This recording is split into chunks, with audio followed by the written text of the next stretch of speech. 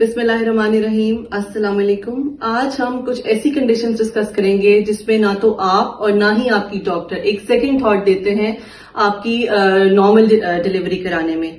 ये वो कंडीशंस हैं जिनमें हम आपका इलेक्टिव सिजेरियन सेक्शन इंडिकेट करते हैं बिटवीन 38 टू 39 वीक्स, और इसमें अगर आप नॉर्मल डिलीवरी की तरफ जाते हैं तो that can be hazardous to you and as well as your baby.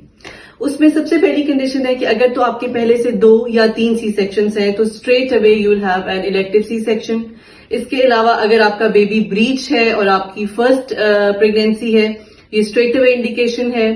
Third में ये है कि अगर आपका प्लेसेंटा नीचे की तरफ है और जो यूट्रस की एक स्टेट है उसमें नीचे उसकी ओपनिंग है, उसने उसको कंप्लीटली कवर किया हुआ है, तो ये एक इंडिकेशन है आपके इलेक्टिव सी सेक्शन के लिए।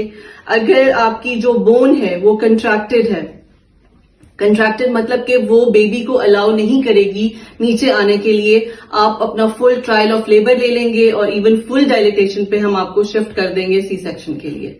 इसके अलावा बेबी अगर गुड साइज बेबी हो, मोर देन 3.5 और 4 kg, please go for elective C section, because इस कंडीशन में अगर डिलीवरी होती है this is hazardous to baby as well as you. Baby को प्रॉब्लम हो सकती है ड्यूरिंग डिलीवरी, उसके शोल्डर में, उसके बाजू में पैरालिसिस हो सकता है और मदर को मल्टीपल टेयर्स आ सकते हैं अगर good size baby normal deliver होता है तो। नेक्स्ट ये है कि ट्विन प्रेगनेंसीज में अगर जो फर्स्ट बेबी है वो ब्रीच है और हाई अप है।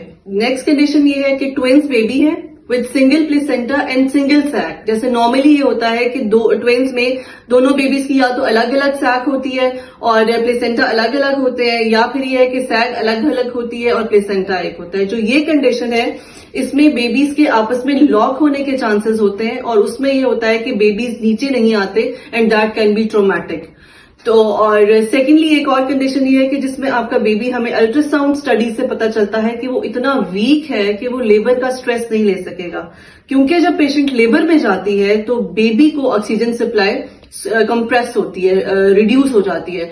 तो जो बेबीज ऑलरेडी कॉम्प्रोमाइज होते हैं उनकी ग्रोथ रिस्ट्रिक्शन होती है, उनके ब्रेन में ऑलरेडी जो है वो ब्लड सप्लाई कम जा रही होती है, तो इस ऑक्सीजन सप्लाई कम होने की वजह से बेबी को डिस्ट्रेस हो जाता है।